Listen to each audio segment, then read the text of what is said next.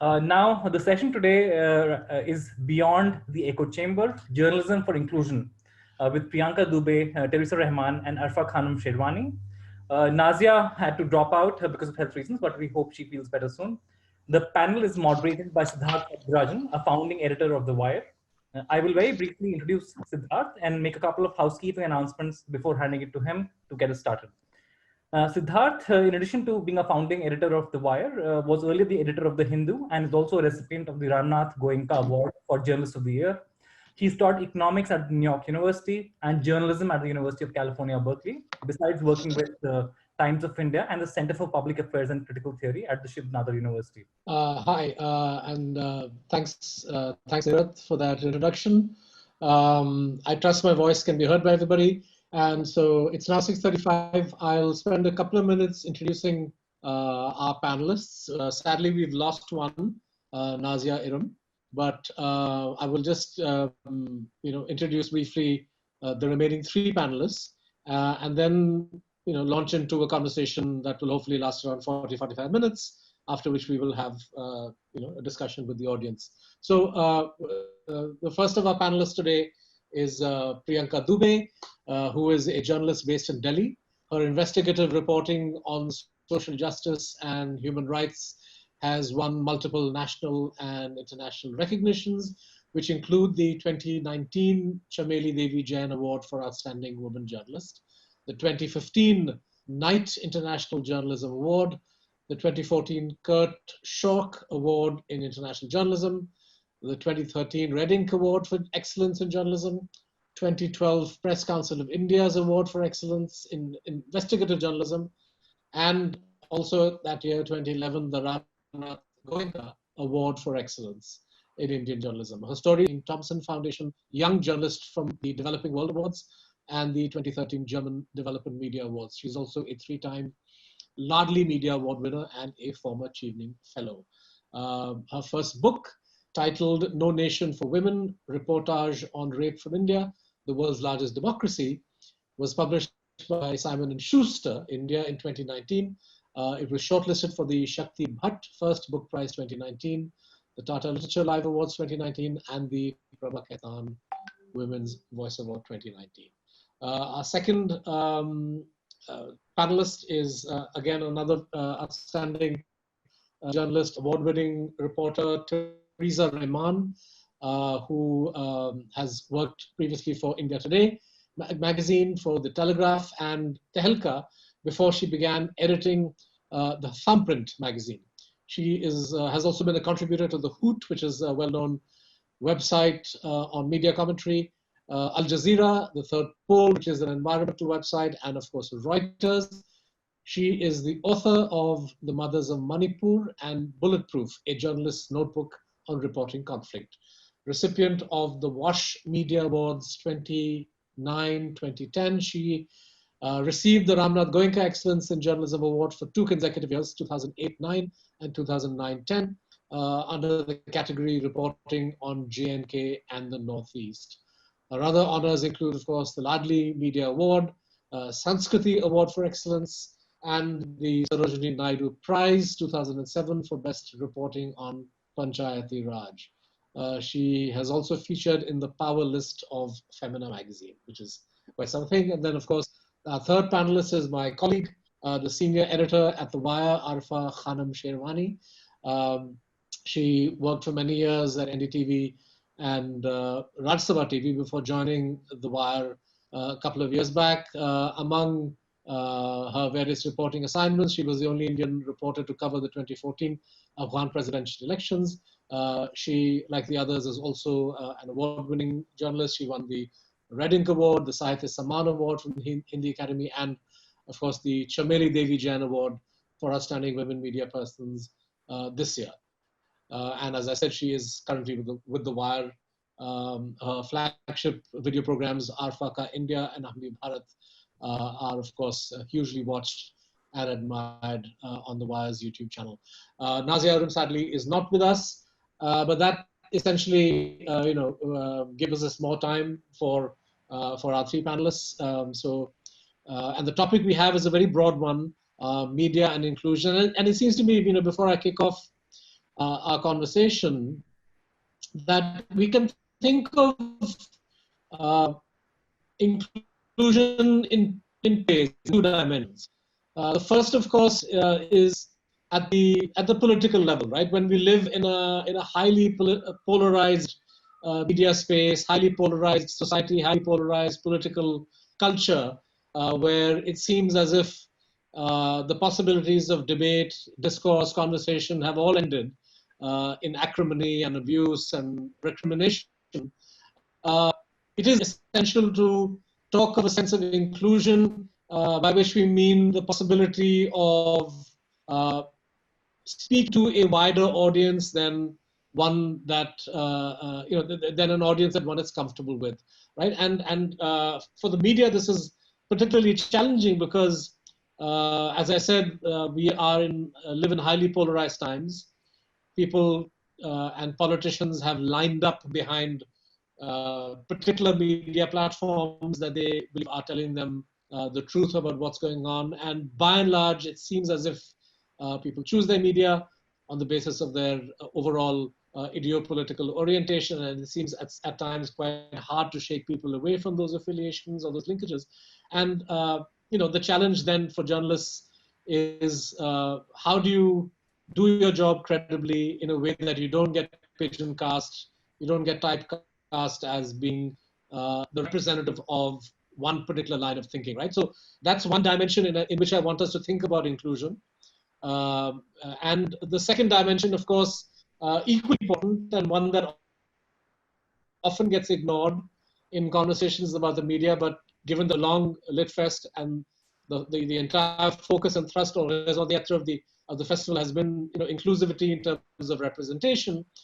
So when we speak of inclusion in the media, I want us to also focus on how representative is the newsroom, how representative are editorial decision-making processes in terms of the composition of our population.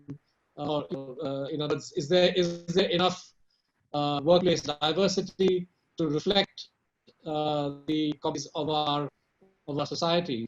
And that's another register in which I will think about inclusion in this conversation.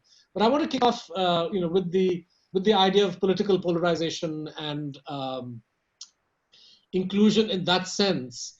And perhaps if I start with you, Priyanka, globally, there's no doubt that politics and society have gotten highly polarized. And in fact, if we speak of India, if we speak of the United States, Britain, Brazil, four leading democracies, all of these have highly polarized. They have governments which are right-wing populist, and they have a political and media culture that is also quite polarized. Along a sort of right-left axis. So the question that I want to begin with, ask you first, is a sort of chicken and egg question. We know that Trump and Modi, to give just two examples, have media channels and newspapers that back them, and these channels and newspapers are said to be quite central to the perpetuation of the political hold that these leaders have over their respective societies. So the first question is, which came first? Was it the master who made the media, or was it media who made the master? I want to kick this off, Priyanka, if you can take this first. Thank you so much for that question, and it's a difficult question to begin with, but what I feel is if I look back, when I started reporting 10 years ago, I do not feel, I never felt there was this strong and staunch sense of polarization back then. The question, who came first, the masters or the media, I don't know if I can answer it accurately, but what I can say is that in somewhere in the middle of who came first, the association of a impartial, of a sensitive reporter, not impartial not impartial or objective in the cliched sense, but someone who is very committed to his acts of the process of reporting and towards into public interest, has kind of that passion, that interest has kind of, I think, has dipped, or I see that being absent today, because I feel strange and funny about how journalists today very very openly they feel, and they openly associate themselves with politicians. There's this thing in all this thing about political, a kind of shamelessness which has creeped in, which is very cringeworthy actually. This was not there before. So the association of a journalist to his report, to his journalism, the heart-to-heart connection, the passion which I saw when I started out, like the stars that I had in my eyes, that kind of idealism, which we felt when I started out, that kind of idealism I feel has kind of, I find it absent today, because it's because back then and even today, we never felt proud of being of getting a selfie clicked with a politician. We were just there we felt that it was power. It felt it gave me a sense of responsibility, that I had the power to ask a politician a question, on the behalf of people of this country. That was the strength that my pen had. And I was not supposed to get my pictures clicked, or I was not in that sphere. I'm still not, but I see many of my friends, many of my colleagues all across the world, especially in India, falling in that trap. So that association and that idealism and that passion that we had towards our profession, I see that dripping, falling. That's my very limited opinion. I might be wrong. No, do you feel, do you in your, I mean, is it your own perception that certain, this is the first time we are speaking, so I don't really know, what your own inclination or politics is, quite frankly, but do you choose which channels to watch, for example, based on your reading of who might be pro or anti-government, or might be, do find it to make those kind of choices when you are deciding, okay, something has happened in Galwan, something has happened with COVID, and are there some channels that you trust and some that you don't trust? I do. Yes, there is a kind of filter. I read Indian Express, I read The Wire, I read BBC and The Hindu mostly. And I get a lot of my information from Twitter. I follow journalists on Twitter also. That is the way. But there is a filter, and I don't watch TV. I stopped watching TV long back ago. But because whatever important happens, if there is an important video or something, it comes up on Twitter. It is there on YouTube, on Facebook, so I have access that way. But yes, there is a filter. There is, undoubtedly. Right. Teresa, if I can turn to you next.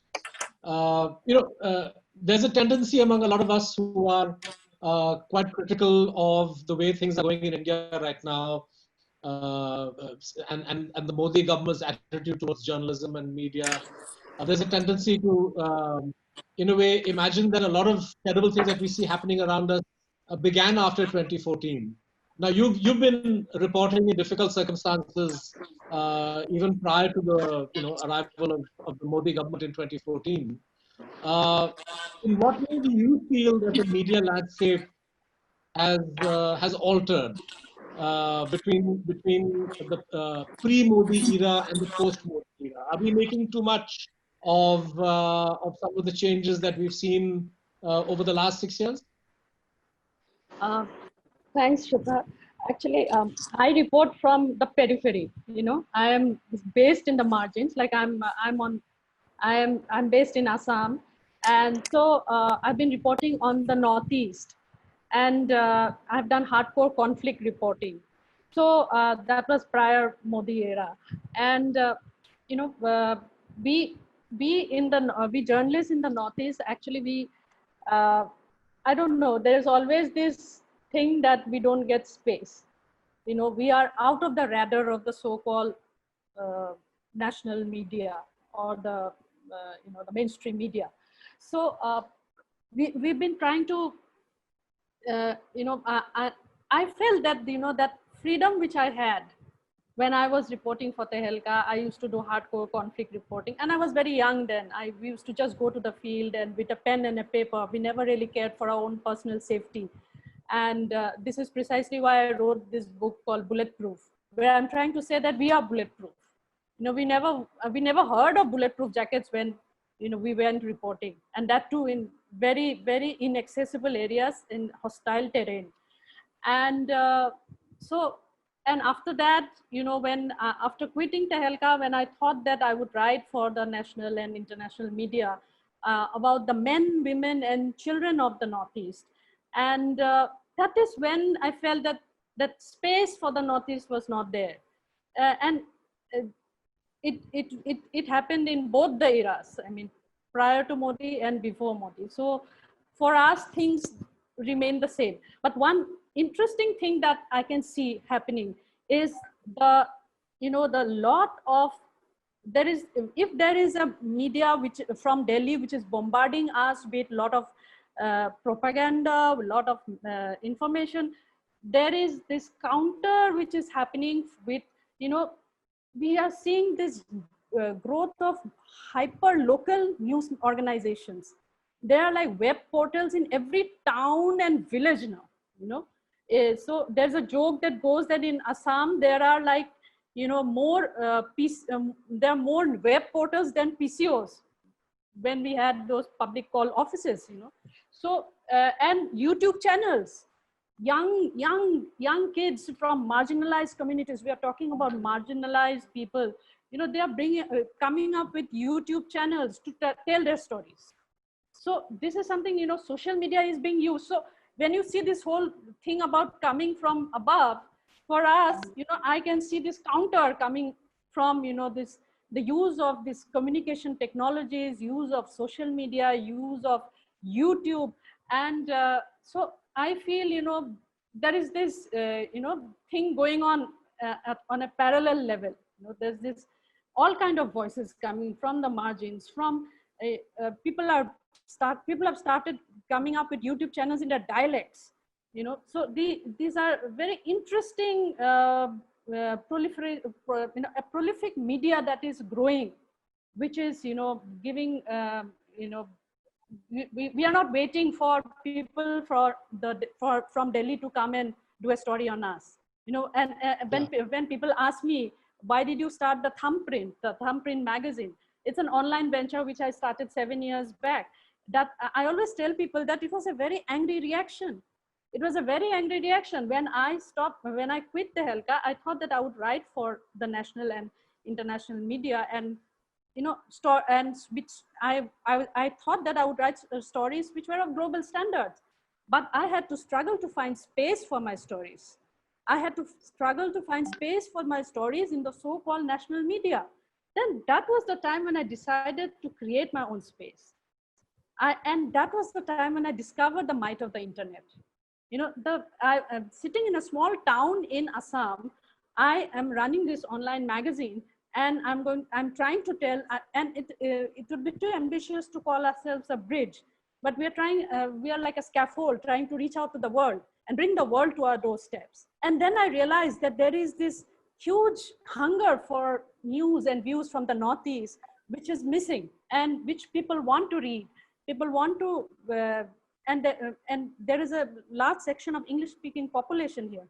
And the people who, authors send us their books. They want their books to be reviewed. They want their interviews to be taken, because they want their books to reach out to this audience, which is missing from the, right, regular media space. So I think so, there are so many parallel things happening. It's difficult to, just compartmentalize things and say that, yes, this is happening, and especially when you talk about Muslims also. Right. Like I also happen to be a Muslim, but, the whole narrative, Muslim narrative is, appropriated by the North Indian Muslims.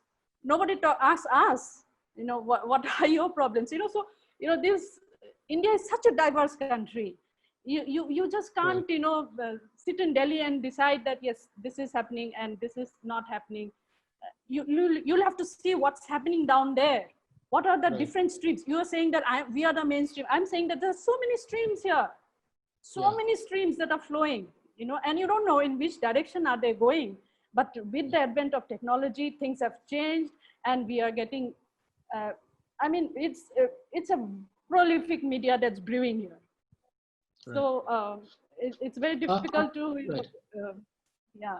So I feel that, I think that many stories are unfolding, and the so-called marginalized voices are speaking up through technology. Great. Well, welcome to our conversation. You must have you've heard what we've been talking about, and if I can just build on what Teresa said. There's a kind of paradoxical situation where, on the one hand, media space has gotten polarized, and media, journalists are feeling, in a way, unprecedented pressure about what they can write, what they can't write. Many media channels and newspapers have, there's a drag that we see in on many media platforms. But at the same time, technology, and namely digital journalism, has opened up a space, and you are a particularly adept user of that space, because you moved from broadcast TV journalism to digital TV almost seamlessly. So I want you to speak of this paradox, where on the one hand there's a kind of closing in of the mainstream or the big media, but at the same time space opening up for people like yourself or others who are using digital technology. The second related question to that, linking up to the broader theme of political inclusion, in the programs that you do, how conscious are you of the need to reach out to audiences that may not be part of the converted? In other words, there's always danger that we are speaking to the converted, people who already know and agree with what we're saying.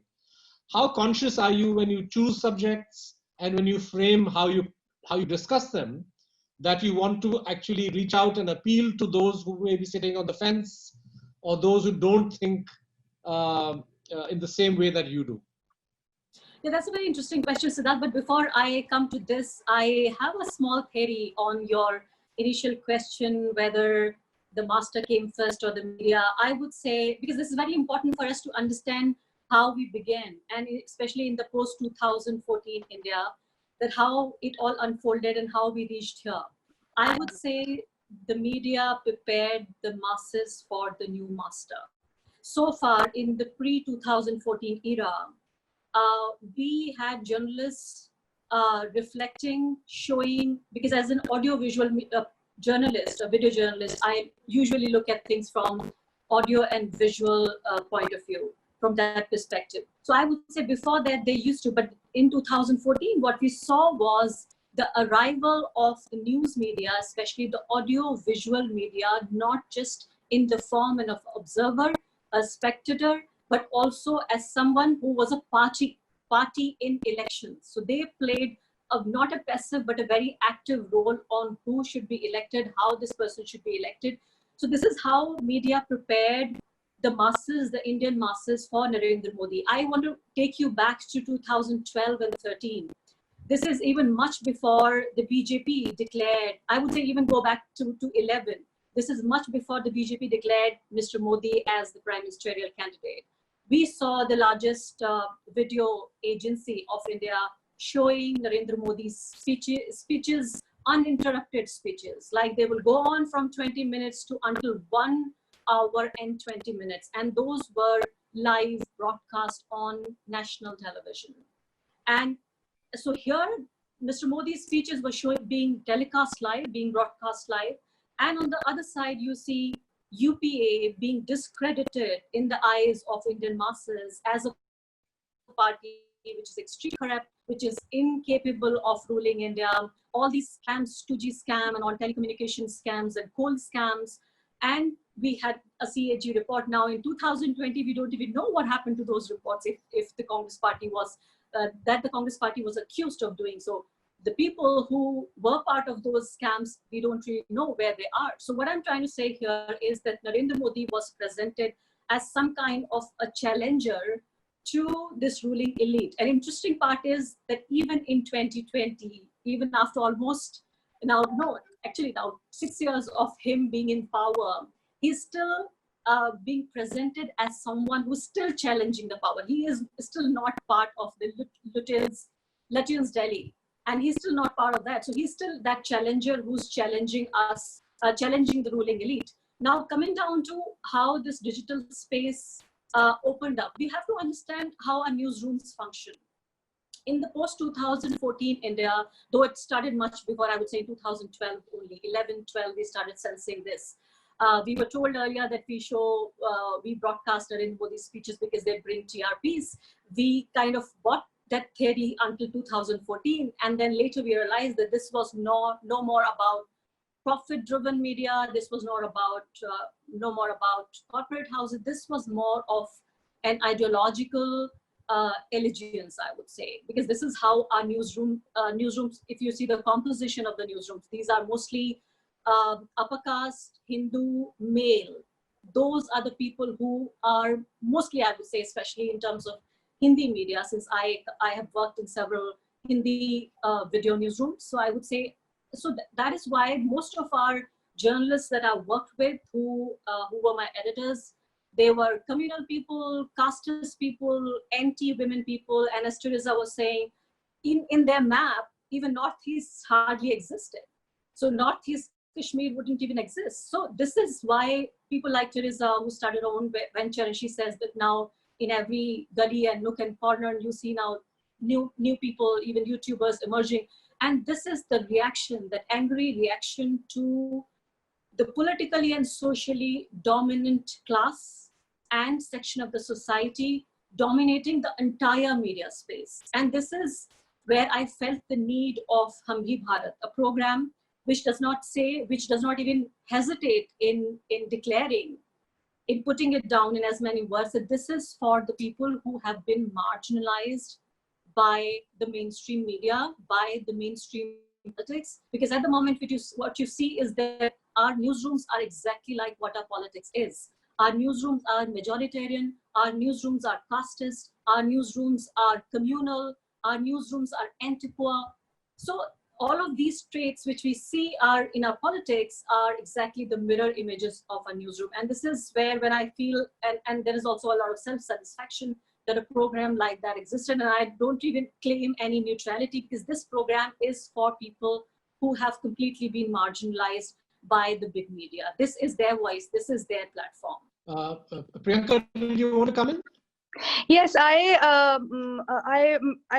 got great insights and agree with both of my co-panelists. I just wanted to add that we must also not skip the question of the infrastructure of media, especially outside Delhi and outside metro cities. I've traveled frequently over the years in small towns, and I have also reported a lot on how media functions in smaller towns.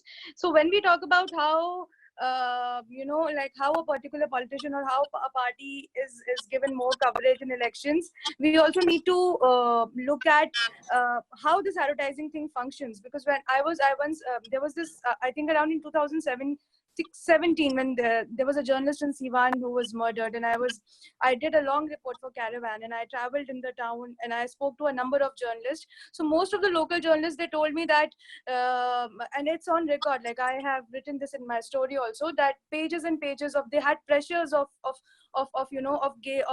buying or getting advertisement for their newspaper, and the whole rallies would be the coverage of rallies would be fixed. It would be like, if you give us so much, this X number of amount, then we'll cover, and give good coverage to 5 or 6 or 7 of your rallies, whatever the package instructs or whatever the package dictates.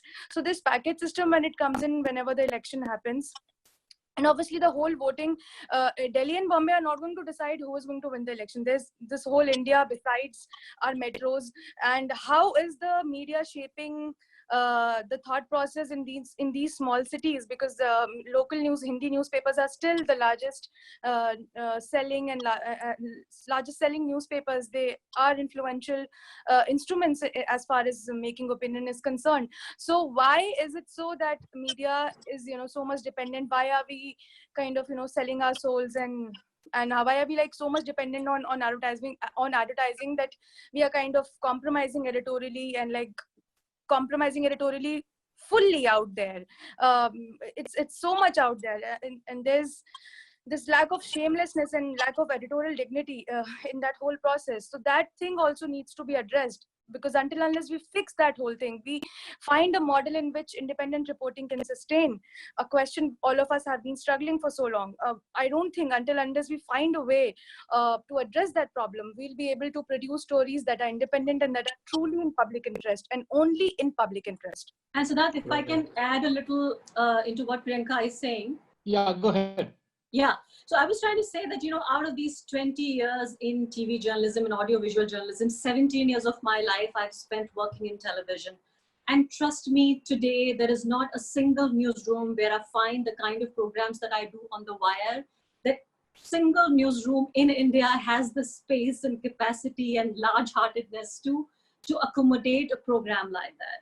So this proves that how closed the doors and windows of our newsrooms are for anyone which is not mainstream, and they only have the right to decide what mainstreams are. As Sridhar was saying, there are different streams, and who decides what mainstream is? So our newsrooms, our newsmen and women, they get to decide who the mainstream is.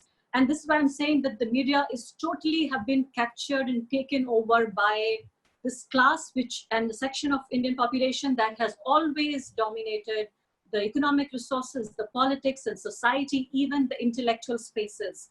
And in the last 20 years, I have not seen media being so exclusionary in their nature. And, I wanted to keep, yeah, go ahead, Teresa, yeah.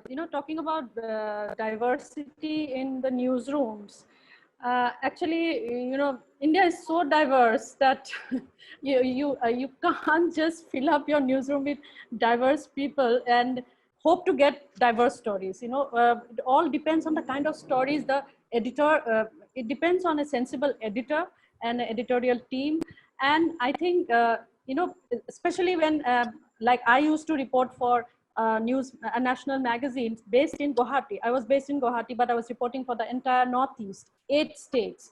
And there were times when I was called a parachute journalist because, there is this strong identity, they feel that, that this person is coming from outside. Like, though I am from the Northeast, but if I go to say Manipur or Mizoram and they say that, she's an outsider and she's coming to report or maybe steal our stories, so there is this, it's a very complex thing, you just can't, and I feel that in certain hostile situations, it's always best that someone flies in from Delhi and do the story and go away, because it's very difficult for a local journalist to do a particular story and hang on there, especially in a place where there is this Armed Forces Special Powers Act and, other draconian acts where when once you are trapped, you are gone. So, I remember I broke this story about this fake encounter in Manipur, and there was this civil uprising for 3 months after that story was done. And it was a lonely battle for me. I had to face the CBI, the SIT, the Judicial Commission, and I can still remember my father's trembling hands when he gave me the summons, because he was at home, I was out reporting, and the people used to come and they used to give them, this is the summon for your daughter, the Judicial Commission, this is the SIT, and we are like, when you are not in Delhi or Mumbai, you don't have that kind of a confidence, because there is no support system. There is no legal or psychological or moral or social support system. And being a first generation journalist, it was a lonely battle for me. I could not discuss it with anyone. I had few friends in Delhi I could call up, and then, they would advise me that you do this or that. But I had to face it all alone. Yeah. So, this fear factor is real. When you're reporting from any hostile terrain, any conflict zone, and now I think it's all pervasive. The fear factor is real. So yeah, I would be lying if I say that I didn't get scared on certain occasions and when I wasn't jittery. So I think that it's a very complex thing again, diversity and inclusion. Yeah, I mean, like when I raised the issue of diversity in the newsroom, it wasn't to suggest in a mechanical way that an Adivasi journalist is needed to cover Adivasi affairs, right? Or that you need women to write about women, or Dalits to write about Dalits, or Mizo to write about Mizoram issue. In fact, I would say that a lot of typecasting happens even when you have women reporters, for example. Like you see it in government all the time, right? I think in the 72 years since independence, 73 years, you've had only 2 women foreign secretaries, Chokila Iyer and Nirupama Rao, and I think no woman has been defense secretary. But women get slotted when they reach a certain seniority level in the bureaucracy into women and child, or perhaps health, and you see a little bit of mirroring of that, or you used to, in journalism too, when the so-called harder beats like this would be the preserve of male reporters, right? But yeah, so Priyanka, I was going to ask you that, when you talk to other colleagues and other, I mean, how conscious are you and other journalists, how conscious are editors you work with about the fact that the newsroom that we have across all organizations tends to be overwhelmingly upper caste, and of course, I would say male dominated. But I mean, have you had these conversations in newsrooms that you've been part of? So Yes.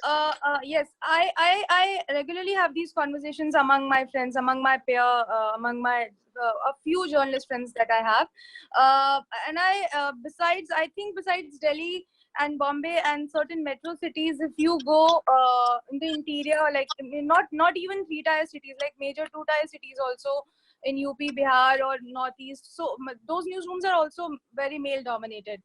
In metros now we have a good amount of, I can see a fair amount of female presence, but I have even in metros, I have worked in magazines where I was the first and the only reporter and the only women reporter in a team of say 5 or 6 male reporters. So I feel very strongly about, and I feel that we need to bring in more diversity. I feel very strongly about it, and there has to be whoever is working in the newsroom, there has to be these decisions have to be taken at editorial level. I've always been a reporter, but as a reporter, my sense, my understanding, my intelligence has been that there has to be a policy level change and long-term change about which all organizations have to think collectively and work towards it, so that we can make long-term infrastructural changes which can ensure that we have more diverse newsrooms, and whoever is working in that newsroom has a diverse heart.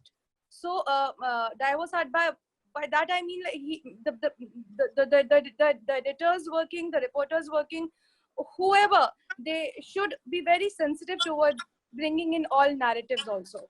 That has to be part of it. And then long-term changes are required at editorial levels, which I think, and there has to be a conversation. This is the elephant we just can't, like keep trying to hide. We have to address this question, and vibrant debate should happen. That is my sense of it. But this has to happen from editorial levels. Reporters can't. I don't know. I have limited access over this question. Yeah. I mean, it's the editors and proprietors who have to take those decisions. But Arfa, you've been in the field for 15-20 years now. In what sense does the absence of diversity in the newsroom and at the editorial decision-making process affect the quality of journalism in your experience? A lot, I would say a lot. I would give you two examples. You know, in editorial meetings where major headlines are being decided, where assignments are being decided, just the mere presence of a woman sitting there, it changes the whole conversation.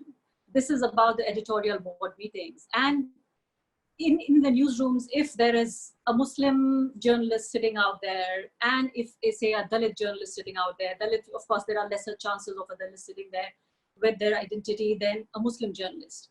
Because the story of religious diversity, we are somehow a little more open to discuss than maybe caste. So I would say that the injustice is more towards the people who belong to the caste people than maybe the religion. So I would say the mere presence of a Muslim journalist in the newsroom, it changes the environment of the newsroom. Like journalists, the fellow colleagues, they would maybe think twice before passing out a very communal tweet, a communal comment. For example, if there is an India-Pakistan match taking place, if there is no Muslim journalist sitting there, or they don't know there is one sitting there, I have been a witness to it where my colleague did not know that I was sitting right there, and the kind of stuff that colleague of mine said when this India and Pakistan match was there. Once I was doing a news bulletin and I was wearing a green color dress. One of my colleagues commented and he said to my other colleague, and he said she's wearing green because she wants Pakistan to win. So what I'm trying to say is that communalism, casteism, this anti-women attitude, this works on a whole different level. Recently, not recently, in 2012, 13, no, actually, I would say, yeah, 12, 13. There was this, we were talking to our editor sorry. So I was part of a seminar where former editor was there as a co-panelist. And this was a debate on human rights and inclusion and all nice things, all these liberal values. So he said this in front of 500 people. He said, if I have to assign a story, and if there is a story which breaks and I have to assign it to a reporter, I'm not going to look for कि आदिवासी reporter कहाँ बैठा है, अब आदिवासी नहीं मिला तो OBC कहाँ बैठा है, OBC भी नहीं मिला तो चलो मुसलमान कहाँ बैठा है, इतनी देर में तो मेरी खबर ही चली जाएगी. So what I'm trying to say is that look at the level of insensitivity of the editor, and not to mention the editor was a male, upper caste person who said this so insensitively, justifying his caste bias. But at the same time, let me add this very important analysis that I have.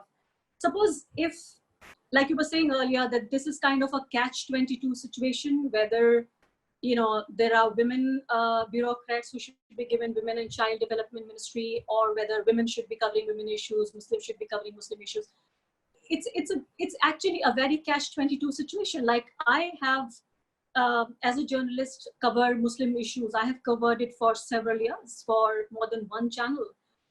There would be editors who would think that maybe a Muslim journalist would be able to handle the Muslim issue more sensitively. That's again unfortunate that we do not trust the non-Muslim journalists to understand the Muslim issue. That also shows that people in India know each other as categories, not as people.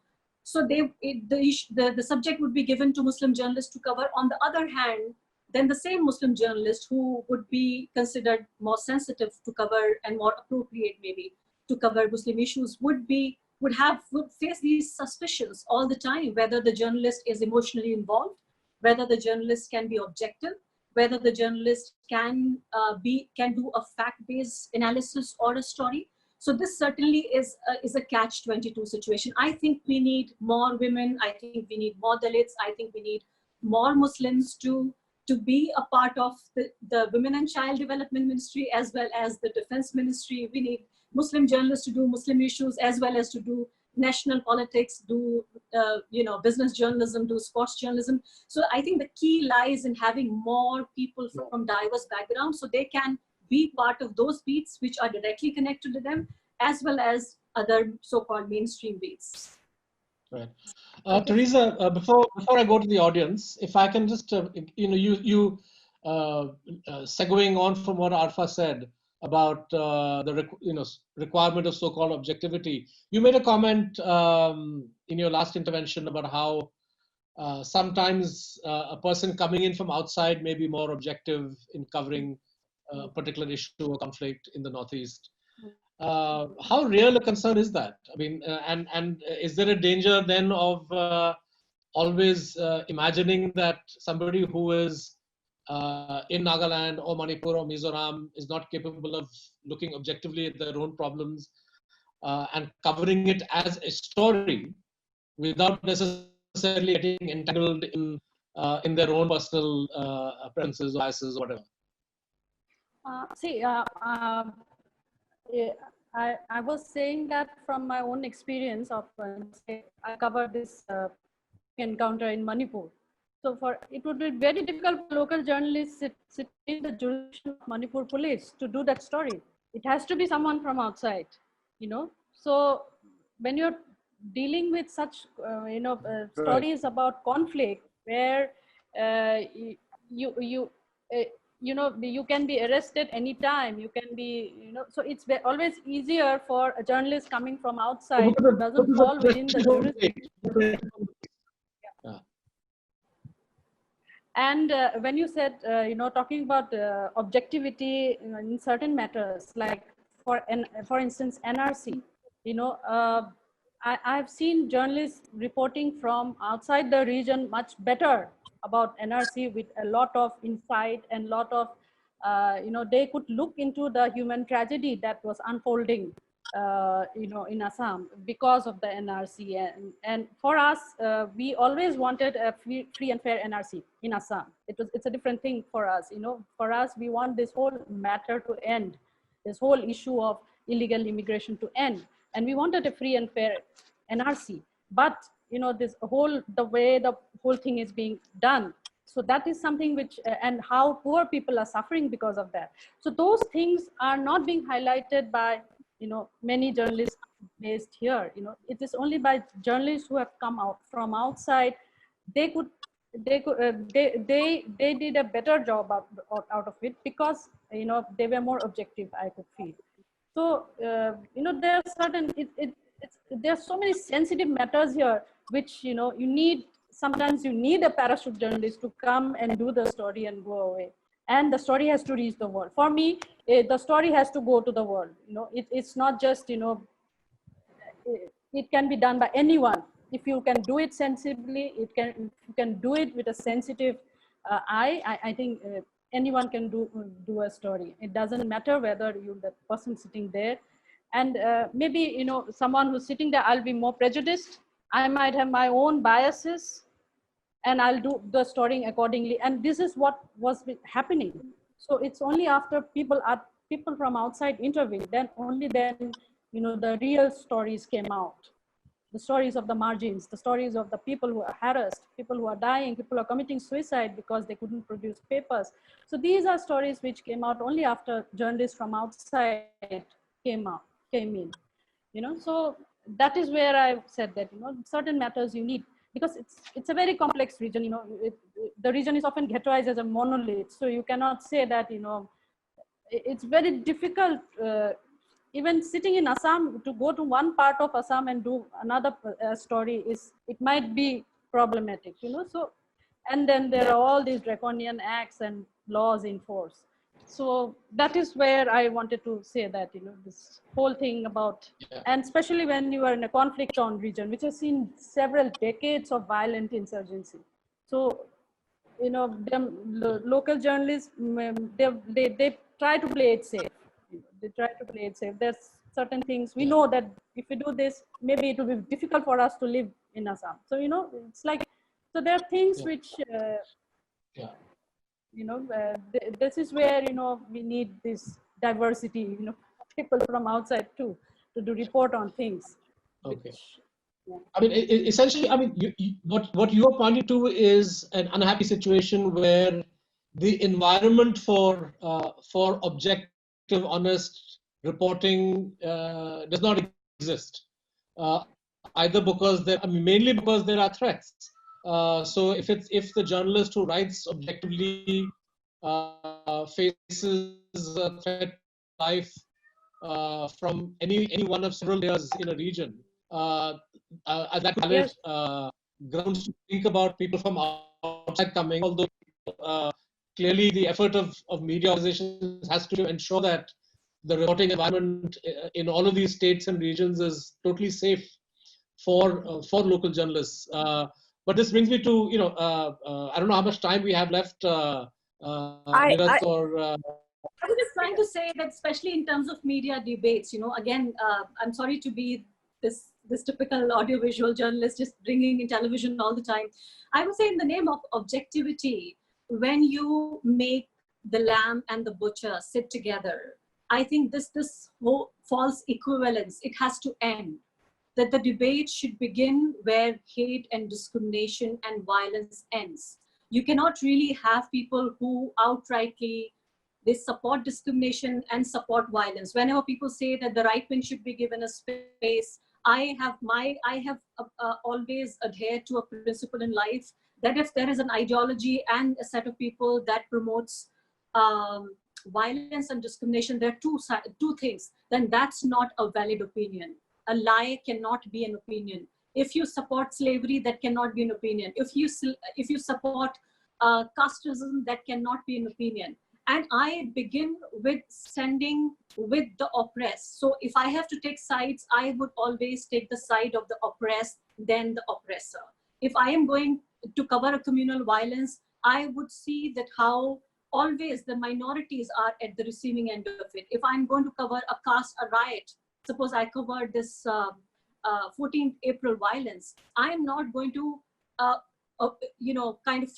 have suspicion, have doubts about how Dalits are looking at it. I would begin with believing in their stories until proven otherwise. So this whole, I think, this farce of objectivity, of neutrality, of having the other side, this should end. I just wanted to, I have two very brief points. One is, I feel I heard Teresa very sincerely, and Arfa also.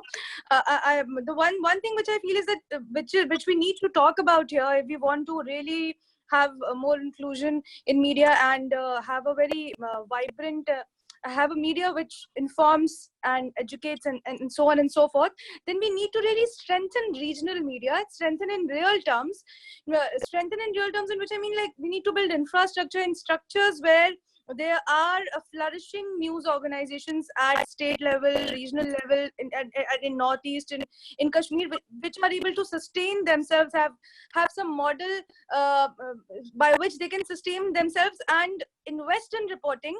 We need to come down from Twitter. This Twitter thing is just too, like believing a journalist. What I'm trying to say is weighing a journalist's credentials by how many Twitter follower he or she has to end. We need to go back to ground reporting, invest more in reporting, send more reporters, so that more nuanced truths. We need to invest in long form, in maybe in video, audio, text, whatever the organization prefers, or digital multimedia. But we need to have in-depth stories that have nuance, that need to invest in reporting, which is dripping. The investment in reporting is going down, which makes me worry very much. And strengthen regional newspapers, and just and make this point clear that if you have 20 lakh followers on Twitter, that does not translate into the fact that that should not translate into how good or bad that should not be a judge or criteria of how good or bad a journalist you are. Your work, your stories should matter more than the social media presence. I think that is where we need to go back to the old-fashioned, good, shoestring journalism, the leather shoe journalism in which we are traveling and reporting, because some things cannot change. That idealism has to come back. That is my those are my 2 cents. Right. I would like to just add one point before. Yeah, we should also look at, there's been a mushroom growth of media schools. Almost every university in the country has a media department. What are these media schools teaching? We really need to have a look at the curriculum of the media schools. I mean, what are they teaching? Are they teaching us, I feel they're more into glamour, glitz and glamour, and it's like everyone wants to be on television. They want to be an anchor, but that real journalism, I don't see I speak at many media schools here.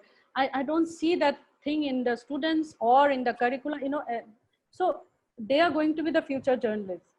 So I think we really need to relook media curriculum. Right. Actually, I've in the last 5 or 6 years, perhaps even longer, had a chance to interact with journalism students in nearly a dozen universities and colleges: Srinagar, Chennai, Gwalior, Lucknow, Bombay, and I've always come away very impressed actually with. I don't know what they've been taught exactly, because I never bothered to look at the curriculum. But judging from the kind of questions that many of the students ask, and we get applications, for internships, for jobs. I feel gratified at the level of commitment that I see on the part of young trainee journalists today. In fact, that's one of the things that gives me strength as a journalist and as an editor. Even though I look around me, I see desolation. I see a pretty barren landscape when it comes to big media. And I wonder, what is it that inspires young women and men who are in these journalism schools to want to be journalists when the number of platforms that believe in doing good journalism is dwindling by the day. So I think that I don't have an issue so much with, although undoubtedly there would be some, because there are far too many J schools in India. They're proliferated and makes just see as a career. But at least in my experience, I would say that I've always been impressed with some of the products from these journalism departments and schools. We've had lots of interns from Kashmir, for example, great kids being produced by Srinagar, University of Srinagar, their mass comm department, and I can give other examples too.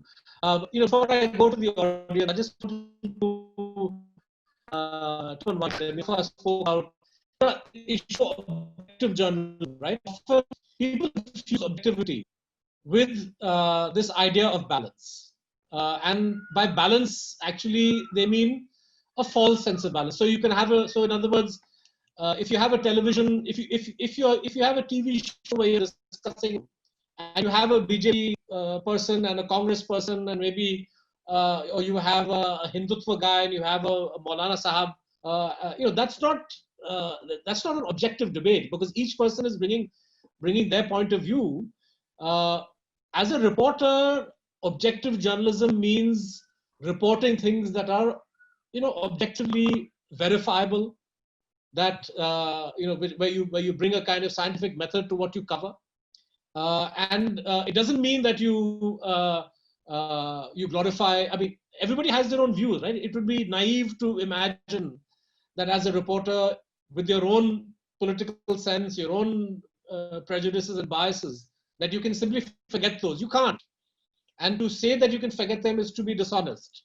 But the craft of journalism requires that when you are out there covering a story, whatever information that you pass on to readers and viewers, essentially has to be information that can be verified, that is accurate.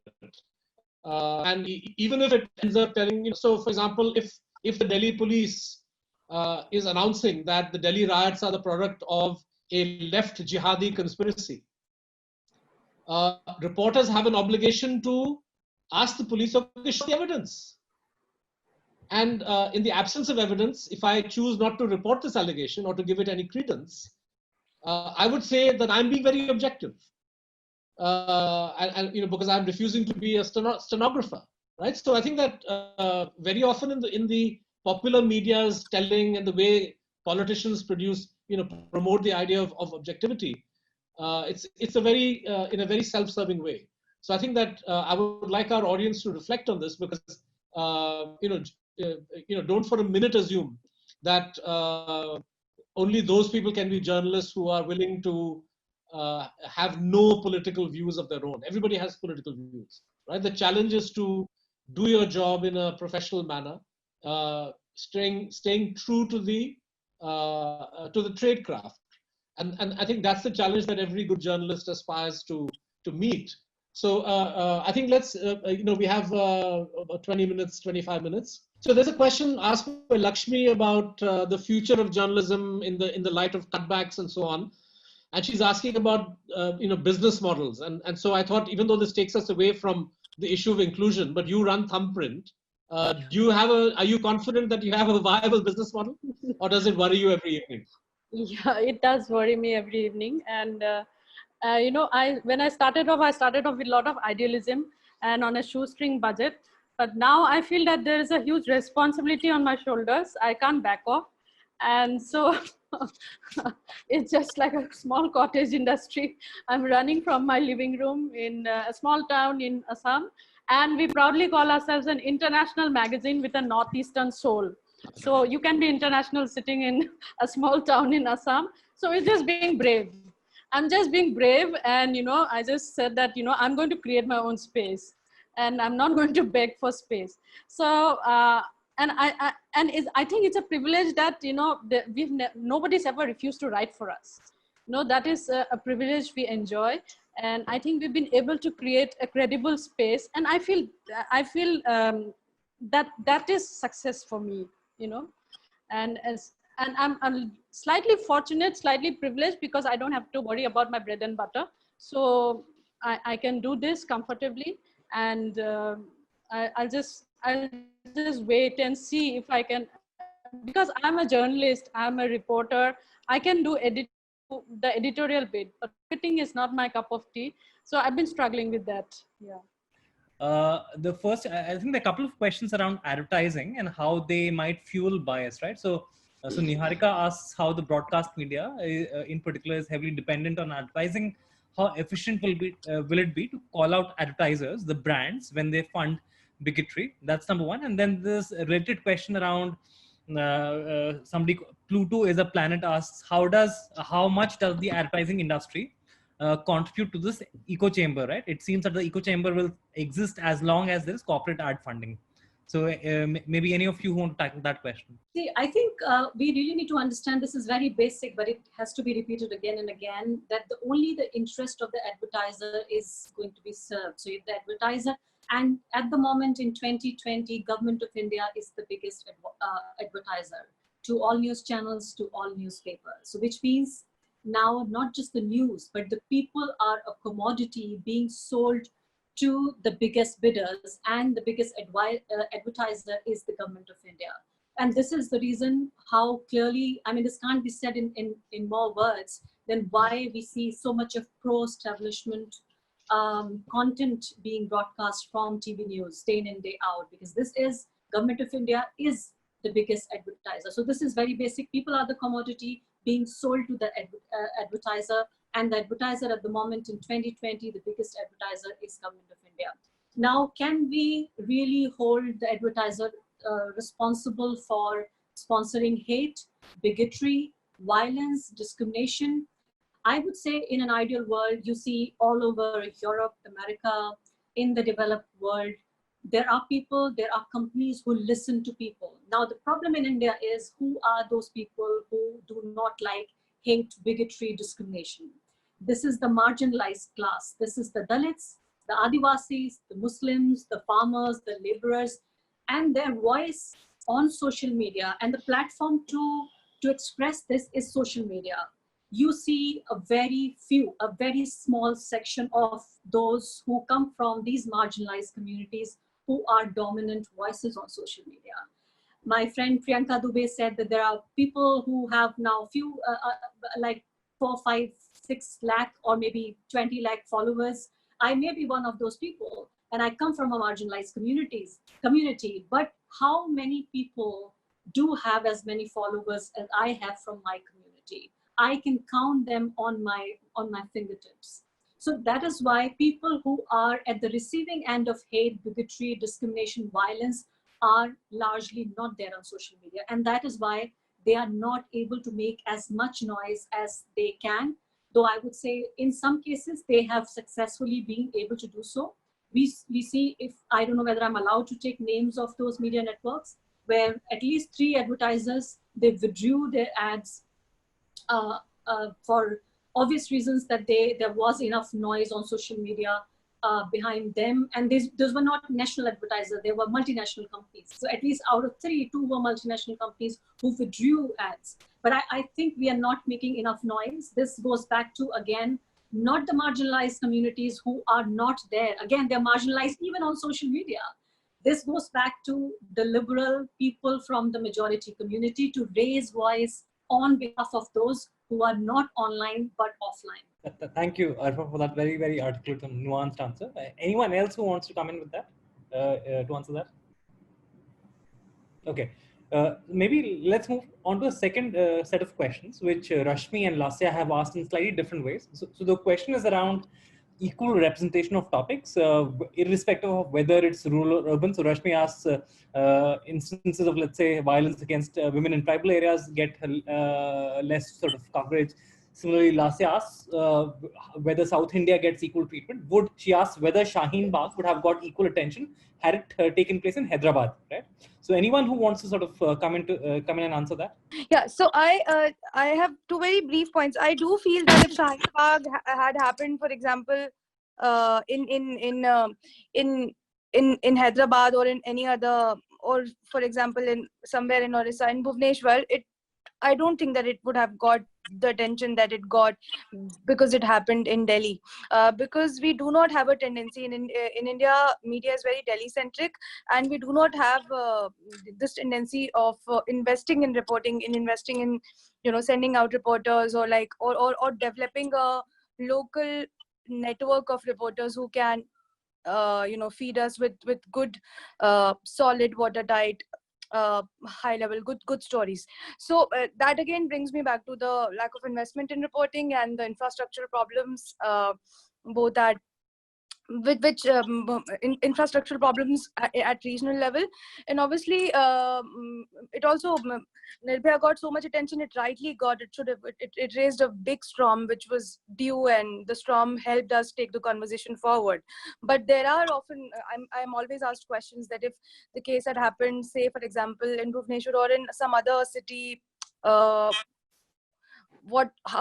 much attention would it have attracted back then? You know, now we are like too much on social media and internet is a big thing, but I do feel that yes, coverage of sexual violence against women, you know, when it comes to tribal communities or communities or people who are living in conflict areas or in remote areas that are not so easily accessible, is not happening. Certainly in-depth reporting is not happening for sure.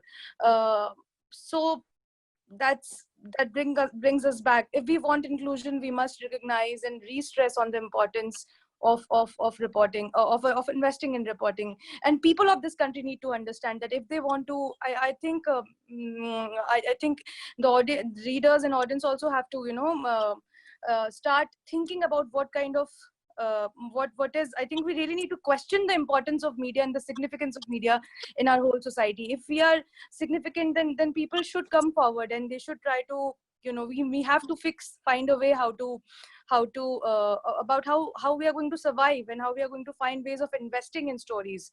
Because half the time I see all you know, most of the good journalists, everybody keeps worrying about how we are going to invest in reporting, because investment is dripping. And these days after the COVID, all of us know there's been a bloodbath, there's been pay cuts and people have lost jobs. So ऐसे माहौल में कौन reporting पे investment की बात करेगा, ये भी एक सवाल उठता है. So these are the questions we need, which brings me back to the central question: what is the importance of media in the society? And if we are important, why are we not? Why are people not willing to pay for good reporting, for you know, for good media, for actually reporting, like bringing out truth and stories from areas that are not that accessible? As I said, you know, reporting from a conflict zone has a fear factor that is real, and we are constantly flirting with danger, and we are at risk from both the state and the non-state actors, you know, especially when you are reporting conflict. And as I said that, you know, I had to actually go through a therapy, you know, for my PTSD. After I had a harrowing time after that fake encounter story, and I was also expecting my second child. So there are certain issues when, where people ask me, can, do women make better reporters? I said, you can only be a good reporter or a bad reporter, but, your gender comes into play. When, you are reporting from an inaccessible area, you are and reporting conflict can bring surprises in every step. You don't know what you'll land up in. And especially when you're reporting in an area where there is no support system, nobody ever told you that you can wear a bulletproof jacket. Nobody ever told you you can wear a helmet to cover your head. So these are things which we just go with our pen, paper, and our intuition. And then when you see all, and for a region that has seen several decades of violent insurgency, violence, this low intensity war, this affects us too, as journalists. We don't talk about the vulnerabilities of journalists. This is something which, I feel should be spoken about, because maybe we don't want to make ourselves feel weak. But then now I've written in my book that, this is what I went through. I had to actually visit a psychiatrist for my PTSD. And it was a long period, and that was after I had my second daughter. So, and this whole thing about, and when I'm talking about safety of journalists, it's not just the physical and social, physical safety, it's also the psychological trauma that we go through every day of our lives. Think about, journalists reporting from the hinterlands in Nagaland and Manipur. For them, it's an everyday experience. It's an everyday experience that they have to see violence and they have to cope with it and survive. I call myself a survivor, and I'm lucky that I didn't end up as one more statistic in the whole list of statistics that come from, journalists killed, injured, and maimed. So in a way, I'm lucky that I survived. So there are many journalists who didn't survive. So they just ended up as statistics. So this whole psychological trauma of a journalist is something which I think should be spoken about and should be part of our mainstream discourse. And as I spoke about the media schools, what are they teaching?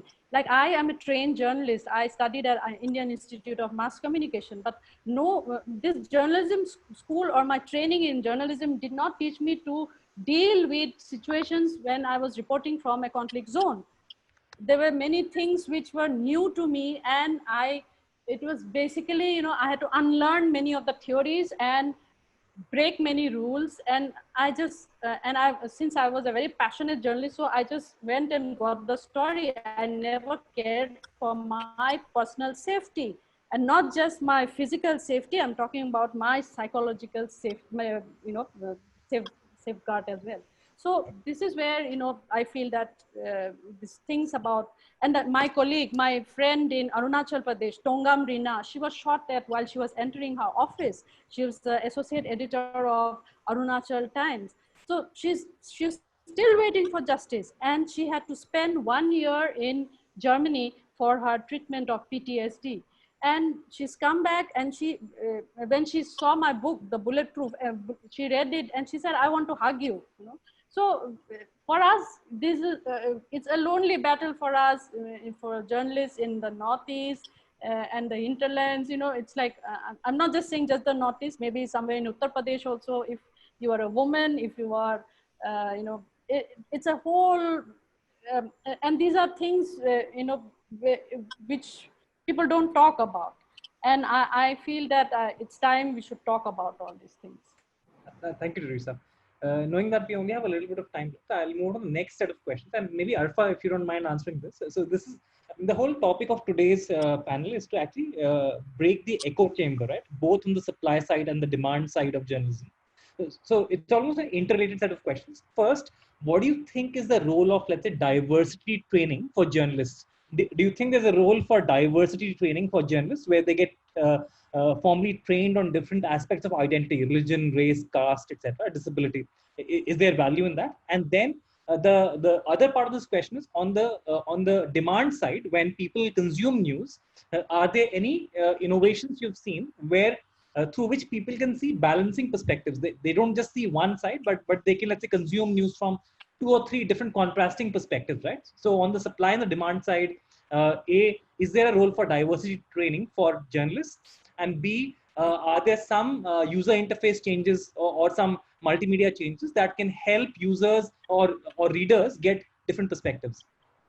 Arfad, do you want to? Yeah. Interesting proposal. I would say there's no harm in doing so, in doing, say, pluralism or diversity workshops for journalists. But I would say the problem is much deeper than when an adult who has already passed out from school, college, and comes to the real professional world, when he's already full of biases and prejudices, which comes from his family, friends, and the life that he has lived for 20 plus years. It's very difficult to undo or to maybe reduce some of that damage that already has been done on this person who's already a biased, prejudiced person against the religious minorities, against the lower caste people, against women, against people from northeastern regions, or so on and so forth. So I'm saying it's very difficult, though I would say there's no harm in conducting such workshops, but not just one workshop in 10 years.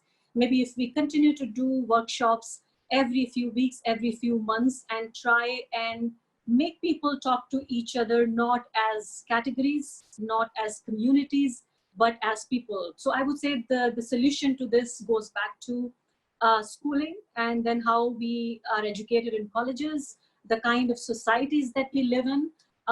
In 2020, in New Delhi, we have societies which say, which bravely, shamelessly put out boards saying Muslims are not allowed in the society, or in some other village in Uttar Pradesh, they would say Dalits are not allowed, or maybe this is a very accepted norm that Dalits live outside the village. And I don't think we anymore even question this. In 2020, we do not question people from Dalit community living outside the village. So I'm saying, if you come from that background, if you live in such societies, maybe a 2-week workshop wouldn't do much, wouldn't be of much benefit. But I would say still, there's no harm in doing so, in trying to, at least even at that mature stage, to try and introduce new literature to journalists. The problem we have at the moment is not just that we have very biased, prejudiced people as journalists who are coming from one particular community, not just one particular community, one particular caste. Like there is a WhatsApp group where people, journalists from Thakur community and Brahmin community, are fighting with each other on Vikas Dubey's house being demolished. So people from Thakur community are, as in the journalists from Thakur community, are very angry that somebody like this person who caused the death of 8 cops, that his house should not have demolished. He is not doing so because as per the law or as common sense, you should not do this, but because the journalists belong to the Brahmin community. So I'm saying, when you have your biases and prejudices cast in stone, it's very difficult to undo that damage at a very mature 20s stage, but there's no harm in doing that. Thank you, Arfa. And we only have, I think there's one question which is an important one, and I'll maybe request a very brief answer from either Teresa or Priyanka. And this is by Ayushi, who asked, essentially the question is about what can young journalists or journalist students do, journalism students, what can they do personally to amplify these marginalized voices? Is there one or two, are there 1 or 2 things they could do? Let's say journalism students and young journalists. So I think they should start, young journalists, they should start by reading a lot, reading about India, reading about our constitution, reading about, the kind of society they live in, about caste, reading Ambedkar's work, reading the Annihilation of Caste and other important texts. Reading is very important, and it can only be done because once you start working, you get little time to read. You have to make time, but when you are a student, you must focus a lot on reading. And then I think having a vlog of themselves will help, and having a blog where they can, in text as well as in video formats, present and write their views on subjects. They should try and start writing at an early age, as early as they can. But more important than writing is reading. and reading a lot, an exhaustive reading. Constitution should be your best friend. Keep that with you and read it. Whenever I feel sad and very depressed, I read the Constitution. Yeah, I'll just add to what she said.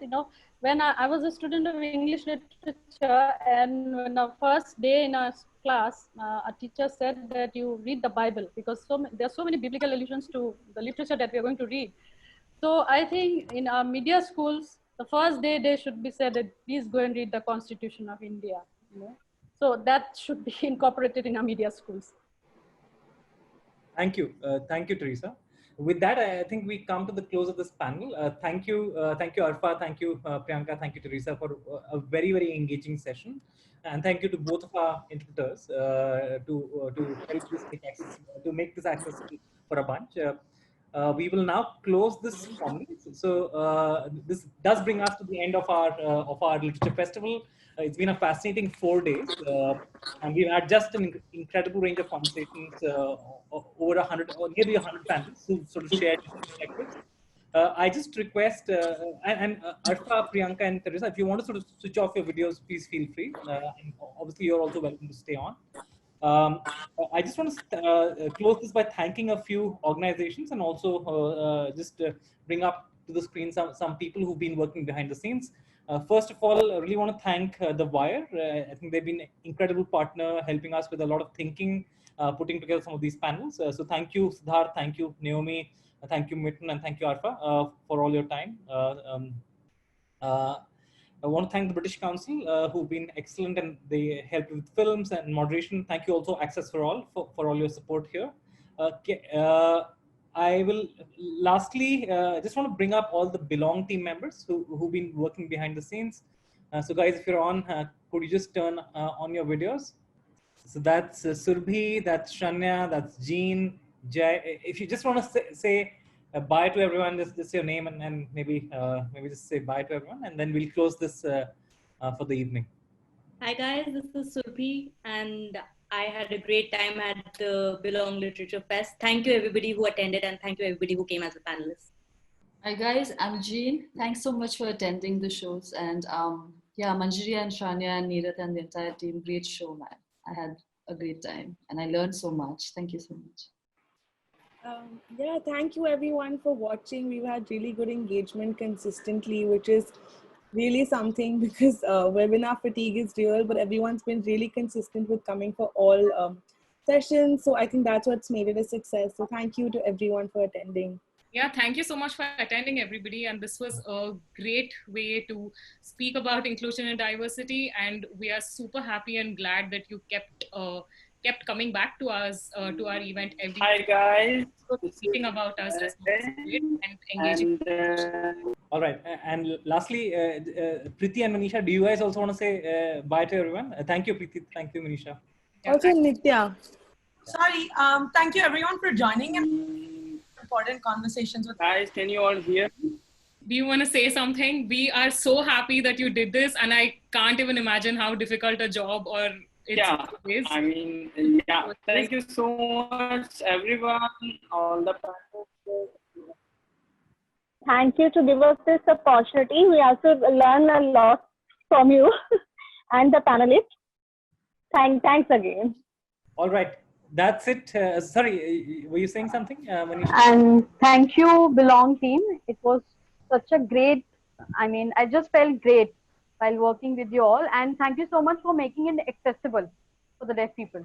Much appreciated. Thank you. Awesome. Thank you for helping this. Everyone, thank you for being here. Thank you for being such lovely audiences and fantastic, thoughtful questions.